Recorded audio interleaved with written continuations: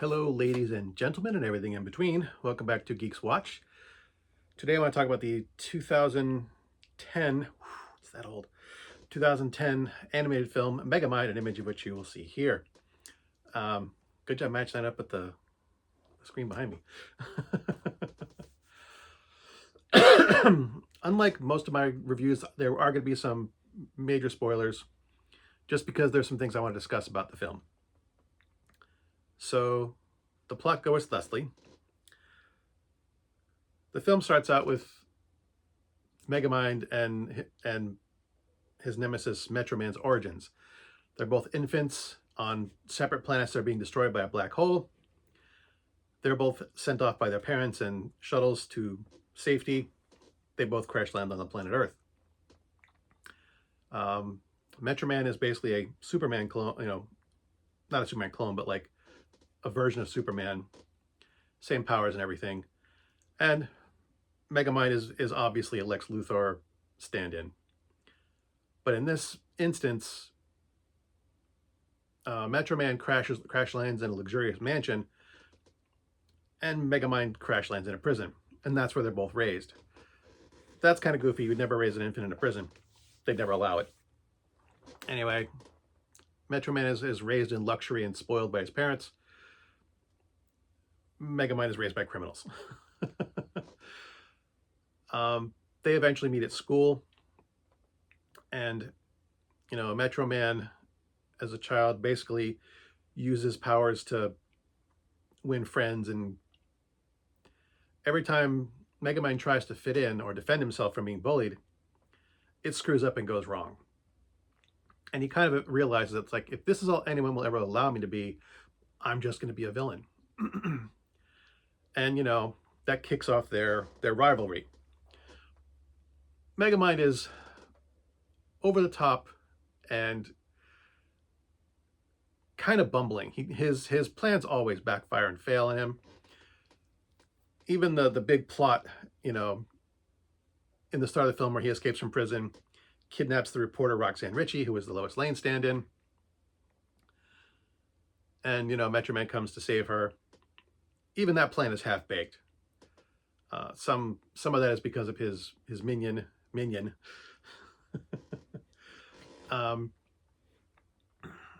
But this plan does finally succeed.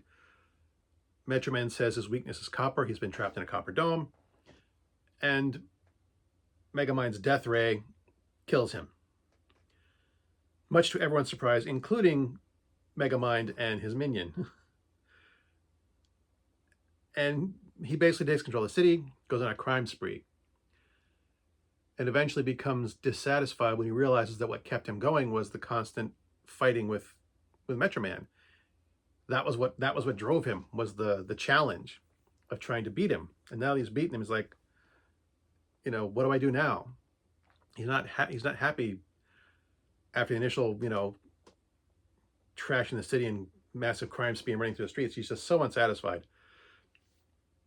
He decides to blow up, the Metroman. Sorry, is it Metroman? Whatever. He decides to blow up Metroman's museum as a painful reminder. While there, he encounters Roxanne Ritchie, who's kind of there to mourn the death of Metroman. Megamind disguises himself as the museum caretaker, Bernard, and they leave before he blows up. And Roxanne Ritchie kind of inspires him to try and make a new superhero to fight with. He creates a serum out of some DNA left on Metroman's cape that he gathers, and creates an infuser ray to try and give someone superpowers. Roxanne Ritchie finds their hideout, and while he disguises himself as Bernard to try and get her to leave, the gun accidentally goes off, and it imbues Hal Stewart, Roxanne Ritchie's cameraman, with all of Metroman's powers. Hal, up to this point, has been a giant dweeb. I mean, he's obviously infatuated with Roxanne. He makes several lame attempts to ingratiate himself to flatter her, to get her to go out with him or to come over to his house. Roxanne Ritchie's oblivious to his interests. She has no interest in him at all. He's just her cameraman.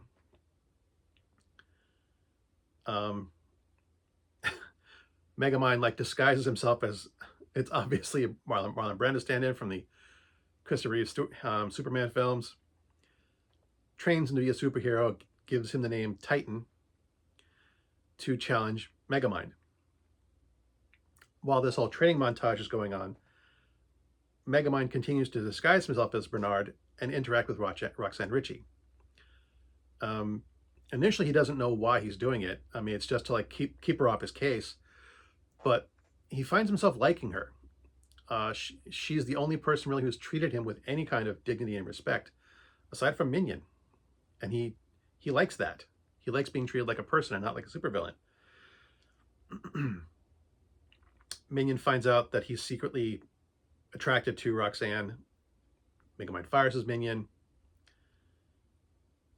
And Titan thinks that because now he has superpowers, Roxanne Ritchie will fall in love with him. Like that's the only thing keeping them apart, is that he doesn't have superpowers. When she says no, he throws a temper tantrum and flies off.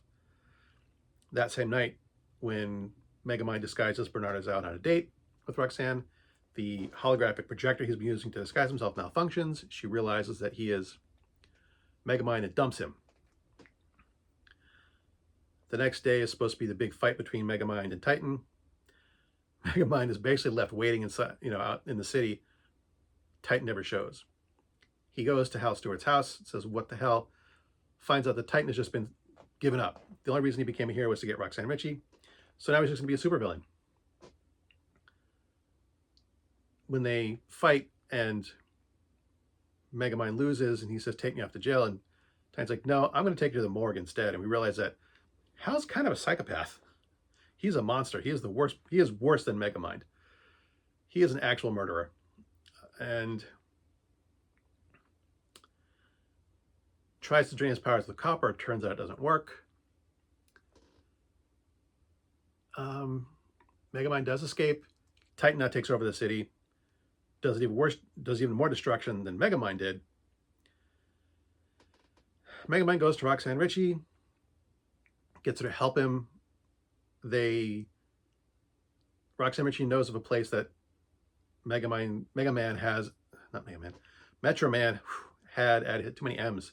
Metro Man had it as his kind of secret lair, and find out that Metro Man has been living there this whole time. He faked his death. He didn't want to be a hero anymore. He was tired of the same old fights with Megamind. Just tired of just being whatever he says. He's tired of being what everyone always expected me to be. I want to be, kind of true to myself. And he refuses to help them stop Titan. And Megamind just gives up, goes back to, says, "I'm done with this. I'm going back to prison." Roxanne Ritchie goes back to the city to try and talk Hal into leaving people alone. And he basically kidnaps her, ties her to the top of a skyscraper, and basically sets out a camera broadcast saying to Megamind, "If you don't show up in an hour, I'm going to kill her." Megamind escapes from prison. There is an ensuing battle, which Titan pretty much handily wins. And we see that a building falls on Megamind, which we learn is actually Minion in disguise, using the holographic wristwatch to disguise himself as Megamind. And that Megamind has disguised himself as Metro Man, returning to the city to fight off Titan. He does initially get Titan to leave. Titan realizes that it's just a ruse, that he's been tricked, comes back. There's kind of a fight with Megamind and Titan. Megamind finds his infuser gun, he uses it on Titan to defuse him, to drain him of his superpowers, becomes a hero and wins the day. And now he's a hero instead of a villain. That's basically the whole movie that I've gone through. Damn, it's been long. So I basically gave you the outline of the whole movie. The reason I wanted to do that is because I want to discuss a couple things. One is that I think this movie gets a lot more flack than it deserves. A couple months before this came out, Despicable Me came out, and everyone just was like, Despicable Me was just a great movie. Why did we even bother having two movies with the same basic plot point? A villain who decides to become not a villain anymore. And they criticized it for being just a collection of tropes. You know, they steal so much from other movies. I'm like, Despicable Me is basically kind of a rehash of movies like The Parent Trap, where the kids trick their fighting parents into making up and being nice to each other again. You know, they're both good movies, and I think Megamind, of the two, Megamind is my favorite. That doesn't mean I don't like Despicable Me. I do really like Despicable Me, but I prefer this one. I realize that's an opinion, but you know, the other film is praised for its originality, and this film is criticized for copying other tropes. I'm like, they're both movies about inventive supervillains who enjoy being supervillains, who, you know, decide they don't want to be villains anymore. They both have pretty much the same plot. There's not a lot of originality in Despicable Me either. There's some. I'm not saying there's not any, but it basically centers around Gru adopting children. And that's a more family friend. I would consider it a more family friendly film because it has children in it. Megamind is a bit more of a mature film. You know, Hal becomes a monster that threatens to kill people. I mean, in a really visceral way, not like in kind of a fake pretend kids movie kind of way. This is pretty violent. You know, in Despicable Me, you know, there are certain instances where some of the characters should have died, and they just don't because it's a kids movie. Whereas in Megamind, no, you know, if Hal isn't stopped, he's gonna really kill people. And you know, this is a good movie, and I think a lot of the criticisms that it gets are very unfair. The performances are outstanding. The cast: Will Ferrell as Megamind, Tina Fey as Roxanne Ritchie, Brad Pitt as Metro Man. They do all just a great job. Brad Pitt as Metro Man is, you know, the character is just so melodramatic and pompous and over the top, and he obviously has a good time. And there are some real heartfelt moments in the character as well when they discover him in his lair that he's faked his death. A lot of people online have said that, you know, oh well, he's totally right. He's not being selfish. He totally has the right to quit his job as being a superhero, and they are. But his actions are he is very selfish. Not that he wasn't allowed to quit, but the way he goes about it, everything about his self-discovery and about, you know, his whole character arc is basically one of selfishness. He is a selfish Superman. He's not cruel, but he's in it for himself. He really doesn't. He talks about, you know, only being what other people wanted him to be, but no, he's clearly selfish and self-interested from the beginning.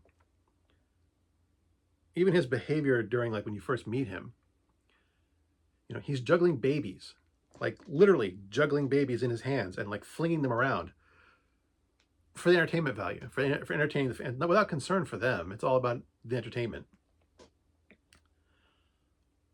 But when he finally agrees to tell Roxanne and Megamind like why he decided to do it, it's like, all right, okay, you guys deserve to know the truth. You know, there's an obviously emotional moment there for him, and it comes through in the character. You know, there are other, you know, Hal Stewart as Titan when he gets superpowers. He's obviously an incel. You know, he's one of those entitled guys who thinks the fault is with the woman, not with him. It's, you know, it's all their fault. They don't like me. I'm awesome. You should love me. And it's all your fault as a woman for not liking me. He's totally one of those, red pill men going their own way incels. He's totally that character. That said, when Roxanne tries to talk him down, she's like, I know you, Hal. I know, what kind of a guy you are. And he's like, no, you don't. You know nothing about me. You've never taken the time to get to know me. This is the longest conversation we've had outside of work. And it's only because I'm about to destroy the city. You never took the time to know me. That part's legit. That's an honest grievance that Hal has, that she has brushed him off this entire time. Now, granted, he's not entitled to her affections, but yeah, she has completely dismissed him throughout the entire film. Was she justified? Maybe, but to pretend that she knows him, that she knows what kind of person that he is, that's very arrogant on her part, and he is right to call her out on that. So there's one other thing I want to mention, and that is the character arc of Megamind. Megamind loves his villainy. He has so much fun being a villain. And it shows in the character performance. But as Roxanne begins to pay attention to him, that's when his character shifts. And when he says, maybe I don't want to be the villain anymore. And that's when he fires Minion. But it's like he realizes that he would rather be with Roxanne than terrify the city, than fight Metroman. Too many M's. He would rather be the hero that Roxanne thinks he is than the villain that he's always been. And he is too afraid to tell her who he is, because he knows if she ever finds out that she would reject him. And when she does find out who she is, and she confronts him, and she's like, why did you lie to me? What could you possibly have gained? And when he just stands there staring at her, she's like, oh my God, did you actually think I would like you? And he says, no. And he realizes that. He realizes not only does he not get the girl, you can see it in his face, he realizes he doesn't deserve it. That's why he goes back to prison. That's why he gives himself up. It's like, one of the reasons anyway. It's like, I don't get the girl. I don't deserve the girl. I am who I am. And no one's ever going to love me for who I am. That's an important emotional beat for this film. This film's got a lot of heart. In spite of being over the top and goofy, there are some really powerful and honest emotional moments in this film that I think people overlook. And that's one of the reasons I love the film, is its unabashed fun at villainy, of having so much fun with the villain character, and the emotional journey that some of these characters take, which is honest. And people give this film too much crap. It deserves to be recognized for what it is. It is just as good as Despicable Me. And people don't realize it and don't give it the credit it deserves. So that's why I've taken so damn long. This is way longer than my usual videos. I need, I don't know, I need something. I need a drink. But it's only noon. Anyway, as always, thanks for watching. As always, my stuff is crap. And until next time, good hunting.